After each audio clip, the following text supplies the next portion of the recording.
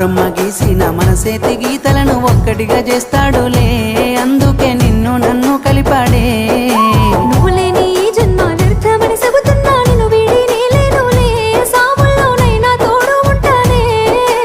ఏనాటి బంధమో నీలా నాకెదురై నా దారి చేరినదే, గడిచిన క్షణమైన నీ ప్రేమ నూరెళ్ళ జ్ఞాపకాలిచ్చిందిలే.